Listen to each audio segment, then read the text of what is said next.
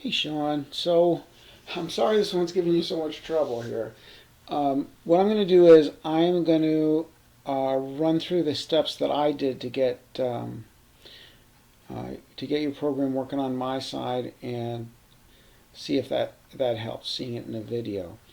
And the first thing to point out though is I'm going to get a couple of errors that you didn't get just because I named I named my project Lab16 Sean instead of Lab16. So actually the first thing that's going to happen is when I press F5, see these errors pop up right over here.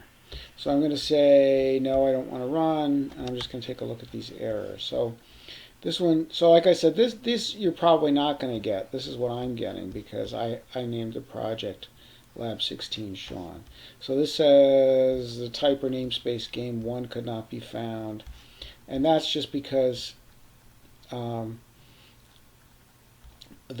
file you sent me, I assume you named your project Lab16, which is what I asked everybody to do. So I'm just I just for me to keep everything sorted out, I've been using people's names, so I'm just going to rename it. But you won't have to do this step. But that's one thing that I had to do to kind of get things started. And then I'm going to try again.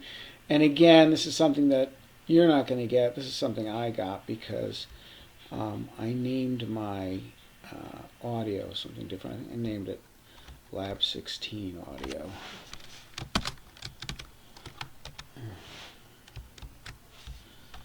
Alright, so let's see if that works here. Okay, so now I have my window. Now I'm not sure exactly what your error was. You just said it was a weird error. So if you can actually, if you're still having trouble after this video, if you can be a little more descriptive about what your error is, that can help too. But what happened for me was I press here, and let's see. Well, this is actually, now I'm not getting anything. That's not what was happening before. Or maybe it was, I don't remember. But anyway, yeah, so nothing's coming out. Or maybe no, I think I just spelled it wrong. Okay, well, I'm just going to keep plugging here and just see. So, so I have this. I think the next thing I did was just go down here and check what we got here. Okay, yeah, you did the sprite badge. Okay. Unload content, there wasn't anything. Let's see, yeah. Update, I think that maybe there was some stuff there.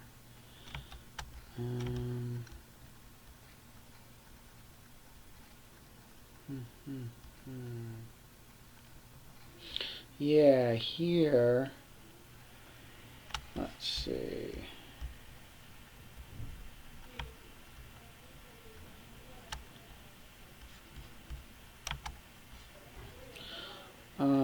Yeah, this was kind of this click started and everything. I think you maybe did a little more work than you needed to here. So let's see.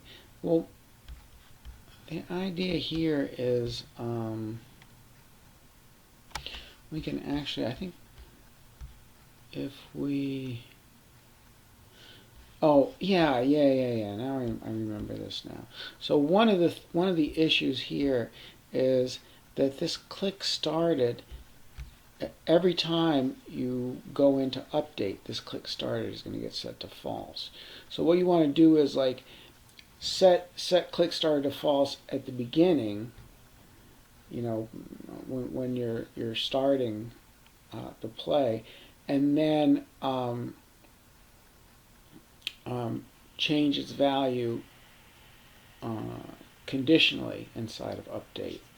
So what I'm going to do is I'm going to move this click started. So I'm going to do a cut, and then I'm just going to paste it up at the top here. Just trying to remember exactly where I put it. Yeah, okay. So I'm going to stick it in here after sound bank. Okay.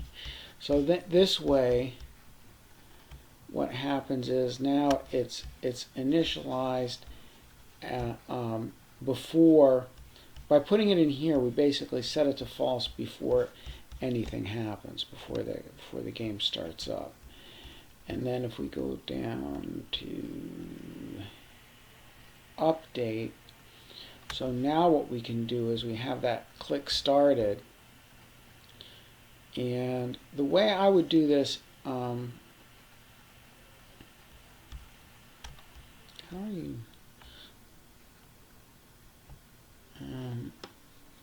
The way I would do this is, so we already have this button state released thing that tells us if the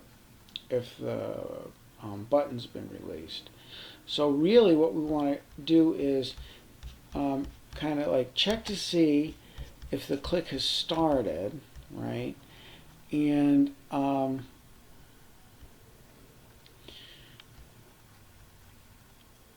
and if it has, so basically if the button's been pressed, right? If the button's been pressed and if the button is currently pressed, let's say, and we're not in the click started state, okay, we haven't already set click started to true at this point. So the first time through, and I'm going to get rid of this guy. Okay.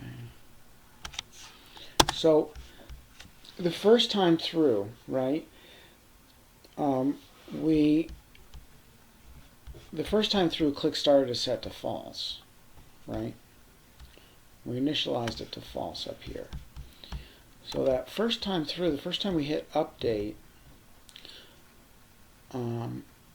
let's say the first time we hit update after the button's been pressed. So we pressed the button. Click start is initially false, so not click start is going to be true. We're going to go into here, and this is actually, get rid of these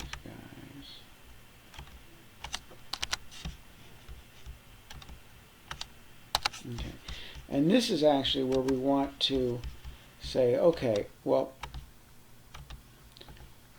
click was false, but since the button's been pressed, I'm going to set click to true. Okay, and notice, because we're checking both of these, right, and we set click started to true here, this is only going to happen right when the click starts. Okay, so what does that mean? Well, that means then that we can do all our testing. So basically that means that the click has started if we're up here. So this if click started business, you can put I'm going to cut and a paste, you can put up here. Okay, and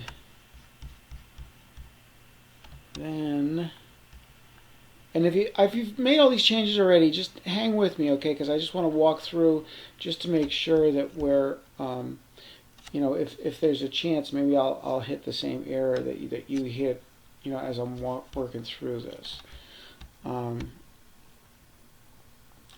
So then what we can do is, at this point, when the button's been released, now then we can set click started back to false.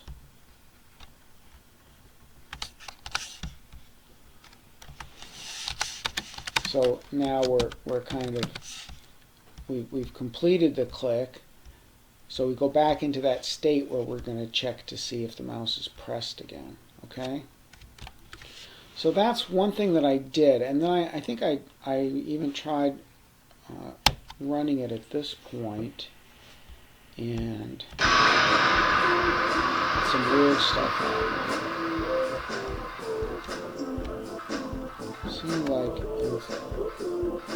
Seemed like maybe multiple things were playing at the same time in some spots, and nothing in other spots. Yeah, so nothing was playing on here.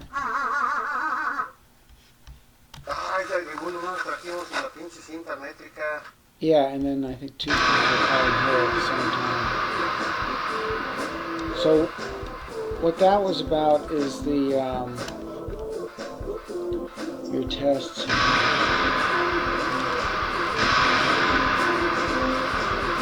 Oh, so yeah, so you have two identical tests here.